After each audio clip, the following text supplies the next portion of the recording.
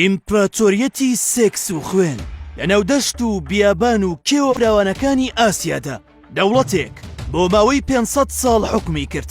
ئەو دەسەڵاتە فراوان و توولانیەشی بە ناوی ئیسلامەوە بەدەستێنا، بەڵام جیهانی ئیسلامی بۆ هەمیشە کردە پاشکۆی شارستانیەتیەکانی تر و بردیە دواوە.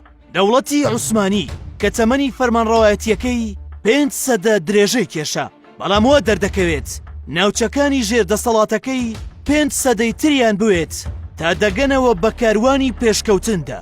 بەوەی درێژبوونەوەی سیاسەتەکانی لە پاشنەمانی خۆشی زۆر وڵات نەیانتوانی دان بەو ماڵوێرانیە گەورەیەدا بنێن کە عوسمانیەکان بەرپایان کرد.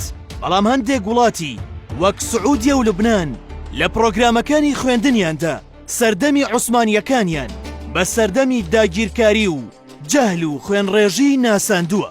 ئیمپراتۆریەتی عوسمانیەکان بۆچی بە ئیمپراتۆریەتی سێکس و خوێن ناو دەبرێت؟ لە سەردەمی 15دا کاتێک عوسمانیەکان لە سەرەتای گەشە و خەونە گەورەکانی خۆیاندا بوون، هێرشیان بە وڵاتانی ئەوروپا برد، بەو مەبەستەی تەواوی جیهان بەخەنە ژێر ڕکێفی خۆیانەوە، بەڵام هەرزوو شکستیان هێنا. ناچار ڕووی ڕمەکانی خۆیان بۆ سەر وڵاتانی ئیسلامی وەرچەرخاند. سوپازە بەلاحەکەی عوسمانیەکان ڕووی لە هەر وڵاتێک بکردایە دوو بژاردەی دەخستە بەردەمی، یان خوێنەکەیان دانێن یان پارە و سامانەکەیان. بەم جۆرە بە ناوی باج و سەرانەوە تەواوی خێروبێری وڵاتەکەیان زەوت دەکرد و دەیان بردەوە بۆ ناو کۆشکی سوڵتان و حەڕەم سەراکان.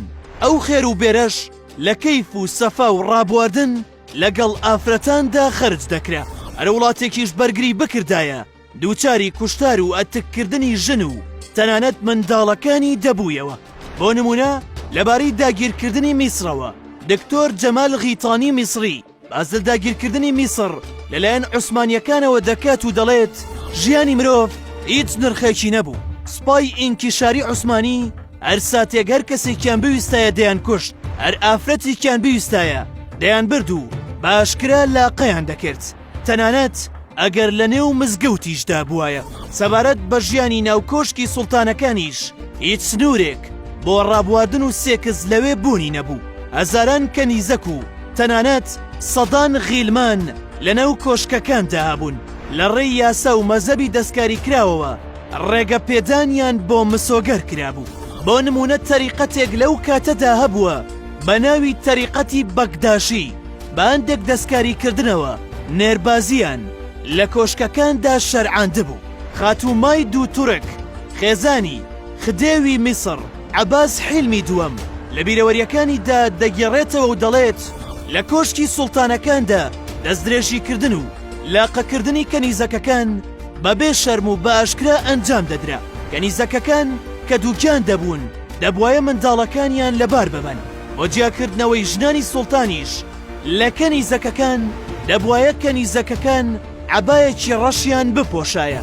ئەم ڕابواردنەی ناو کۆشکەکان لەسەر حیسابی خوێنڕێژەکانی دەرەوەی کۆشک بۆ سەدان ساڵ بەردەوام بوو. هەرەمەش وای کرد کە لە ماوەی دەسەڵاتی عوسمانیەکاندا جەهلێک بڵاو ببێتەوە کە لە مێژوودا وێنەی نەبوو، بە جۆرێک کە بە درێژایی 500 ساڵی فەرمانڕەوایەتیان یەک بیرمەند و فەیلسوف و زانە لە قەوارەکەیاندا هەڵ نەکەوتووە.